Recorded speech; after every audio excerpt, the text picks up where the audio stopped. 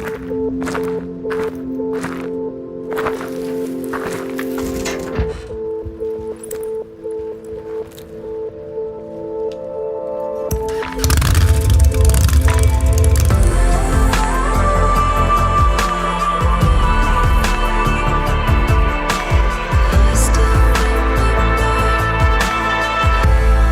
name is Philip Galler, and this is the new offices of Lux Machina in downtown Los Angeles.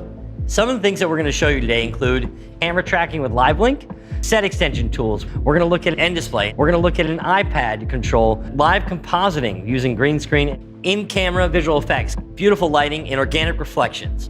Last but not least, we're going to be talking with Magnopus about the virtual scouting tools that are in Unreal Engine 4. And before I throw you over to Magnopus, let me introduce a few of the other people we have here today. We've got Matt Workman, who's our DP. We've got Matt Madden from Profile, AJ and Fernando from Magnopus, and Quixel, who designed this beautiful scene you see behind me using some Megascan assets. I'm AJ Shudo, virtual production producer from Magnopus. This is Fernando Rebello, our virtual production tech operator for Magnopus. Magnopus has used our virtual production expertise to design a VR scouting toolset directly in Unreal 4.23. And what this toolset allows you to do is to pre-scout your environment before you even hit stage. We have a director's viewfinder that allows him or her to see what the world looks like through their camera. The measuring tool is for production designers in the art department to determine how big these worlds are going to be. We also have a set dressing tool to grab and move pieces of the environment to help compose the shot. So as you can see from Fernando's view here, everything he sees in his headset is happening live on the wall in real time. So Fernando, I think we want to keep that space open, so let's go ahead and fly that rock out of here.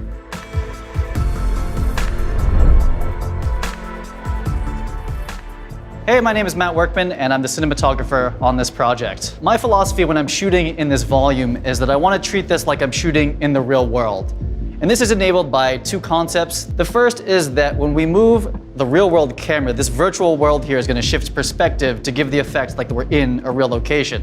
And the second concept that enables this is that we are surrounded by the virtual world, and the virtual world is going to light the real world space here. Right now, I'm being completely illuminated by the screen surrounding me. So today we're shooting with the Arri Alexa LF, which is a large format cinema camera.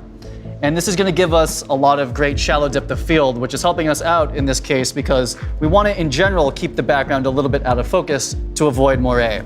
So Matt Madden, could you turn on our frustum, please? So if you look through the camera, we actually have the parallax effect happening. But if we look back at the wall, we have an image inside of the bigger image here. And we're essentially tracking the field of view of the camera. As I move side to side, you can see that the virtual background is moving back there. And as we go higher, we'll see that the horizon is shifting as well. So both of these effects combine to give us the impression that we're actually shooting in a real-world location.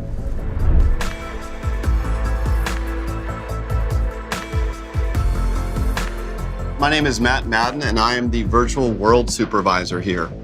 Now, Matt mentioned that the virtual world is lighting the physical set, as you can see here. And our primary source here is actually the sky, much like the real world. So if I change the sky only, you can see I'm not only changing the physical set, I'm actually changing the virtual world too. Not only is this interactive, but it ensures that we have a match between the physical world and the digital world, which is super important when you're trying to create realistic imagery.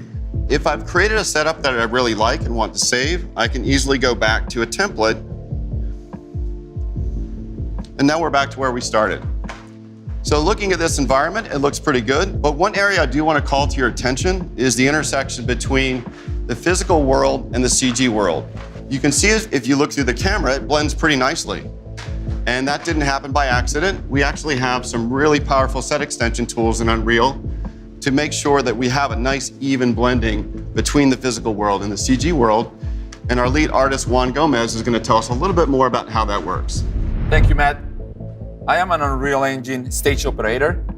This instance of Unreal, the same as the one next to me, VR Scouting, and the 3 render nodes are part of the multi-user session. At any time, we can make any change.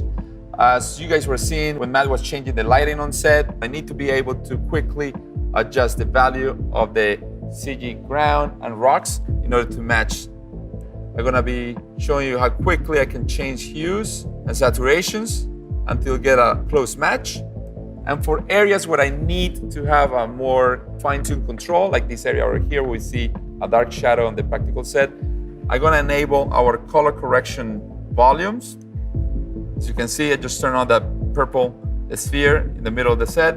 I can move that anywhere I want to do some color adjustments. I'm gonna put it in that corner, gonna reset back the values, and I'm gonna make it slightly darker.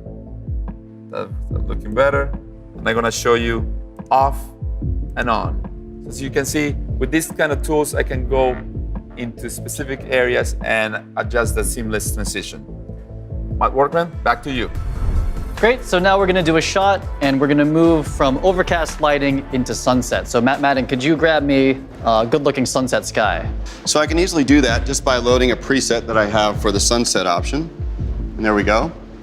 So this is the right tone and the right mood, but we're still looking towards these rocks, so it's a little bit dark. Could you find us a better viewpoint so we can see more of the sky?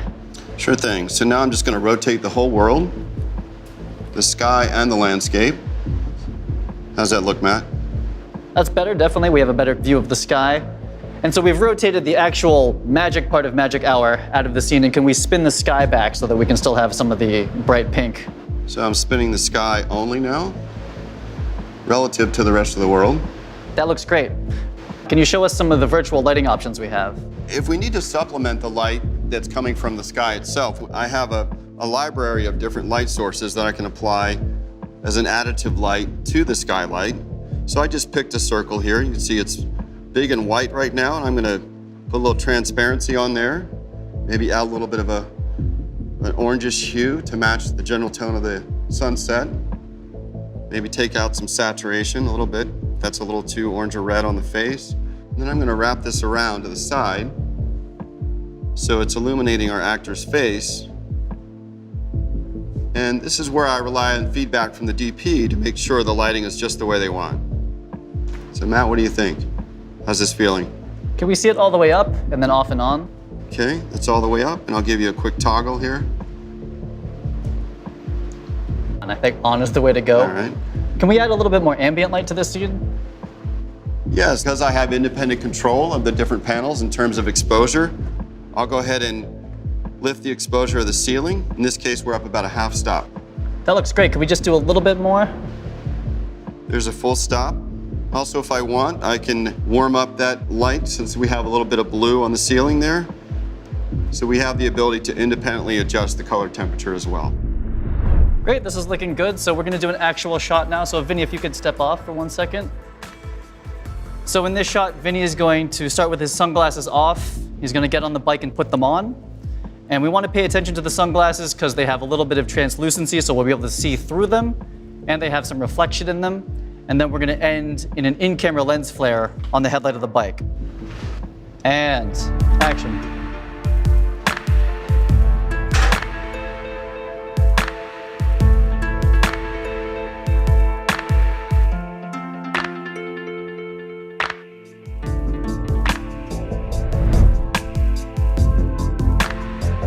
So Juan, can you go ahead and take us to the Redwoods, please? You got it. We're gonna take you to a completely new environment in about 90 seconds. Imagine if you had to redress your entire practical set in that time. By the time you're even half done getting rid of this dirt, you'll be virtually scouting in a new location, you'll be setting up lighting, and it's important to remember, we're not just taking you to another part of the same scene, we're taking you to a completely new environment, all in CG, all in real time. We use End Display to seamlessly add additional render nodes and talk to additional displays, seam them all back together so that everything is in sync. In a real production volume, we might have something that's 3, 4, 5 times the size. In this current configuration, we have 3 separate render nodes, each with a 4K output, all seamed back together in the center of the wall. So the center left and the side screen are one render node, the center right and this right wall are one node, and the ceiling is one node. And as you can see, it seamlessly scales, and as we add more display fixtures, we can add more render nodes. With that, let's talk a little bit about this environment. This environment was purchased off the marketplace, and it may not be perfect for in-camera finals for every shot, but it'll definitely work for organic lighting and organic reflections.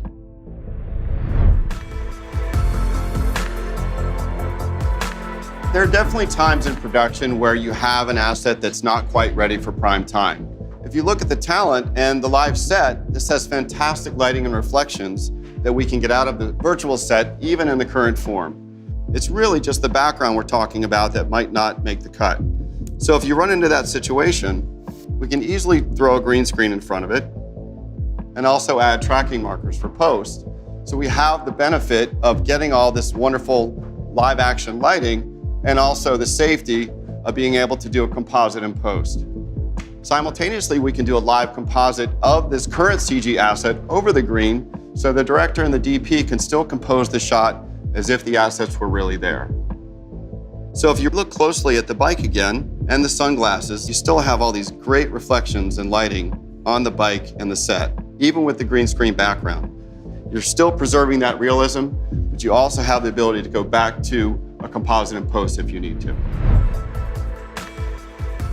Thanks for joining us. Lux Machina wants to invite everyone to come back later on in the year, continue collaborating on in-camera visual effects workflows, and look at new opportunities for using Unreal Engine 4. Thanks for joining us, and I hope you all had a great time.